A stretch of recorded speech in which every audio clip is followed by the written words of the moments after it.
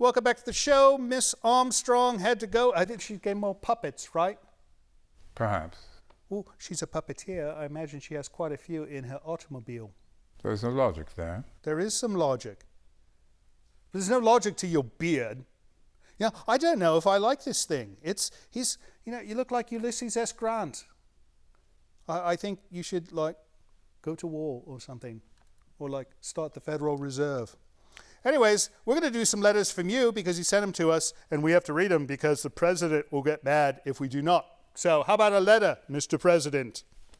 Indeed. Indeed. All right, first one is from Tom Johnson in Benicia, California. I like Benicia. Have you been there? Don't you wrinkle my mail.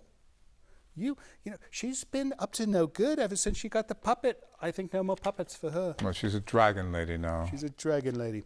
All right, Tom Johnson, Benicia, California says, Dear Vince, I have been watching horror movies and their hosts since I could reach the dials on our black and white TV, and I wasn't quite sure if you had the makings of a great horror host. Neither do I.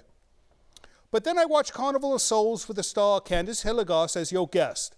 This rocked, pun intended, as I dabble in rock and roll myself. Your gracious appreciation of her was soon followed by Bram Stoker's nephew and Butch Patrick, who we horror people loved as Eddie Munster. Everybody likes Butch Patrick and Candice Hilligoss, but especially Butch Patrick. You now stand at the precipice over which is the saga of a classic horror movie host. See, I told you. You never thought so. The movies are getting better also. We horror fans know our stuff, so keep progressing and we will follow you into the depths or into the outer reaches of space. Well, thank you, Tom. That was quite a kind letter. And next time, send a bad one to Livingston because he's not as enthusiastic as you. I'm sure you paid him. I paid nobody anything. All right. This one is from Herbie Herb, a new fan. He signs it, a new fan, Herbie Herb. That's quite a name, Herbie Herb. Hello there, Vincent, Mr. Livingston, and little Tangela. I'm curious, who tucks little Tangela in at night and reads her bedtime stories? You or Mr. Livingston?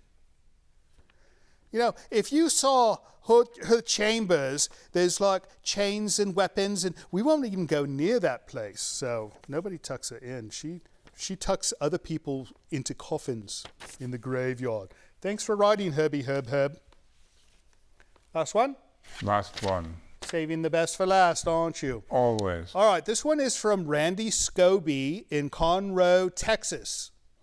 And he writes, Dear Vince, you may not remember me, but I was a roadie on the tour for your 1997 album, Sister Grizzle. Oh, that was a good one.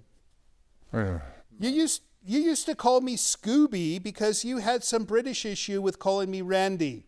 That was weird, but I understand. I have fond memories of that tour. It was one of the most unusual of the hundreds of tours I did throughout my 34 years as a roadie.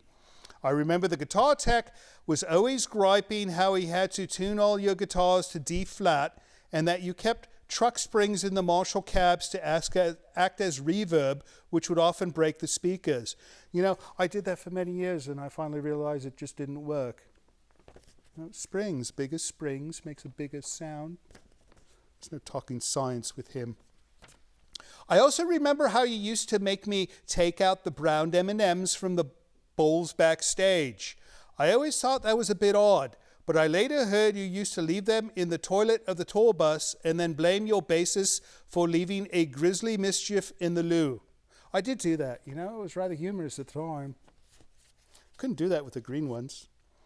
It was a weird year, but the groupies were nice. Good luck with the new gig. Randy Scobie, Conroe, Texas. So thanks for writing, Randy Scooby. I don't quite remember you, but those years were a bit hazy.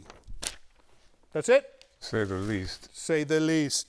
If you'd like to send us a letter, use the email address you see appearing down here, or if you'd like to send something in the mail, like a package, large bags of cash, or like a new color television set, send it to the address you see appearing here.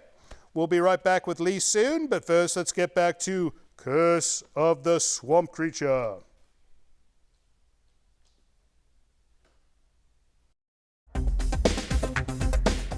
This is Cool Steph. I'm calling from Los Angeles. I just want to tell you that I really love Bikini Island. I'm 11 years old and I love your show. Keep on rocking.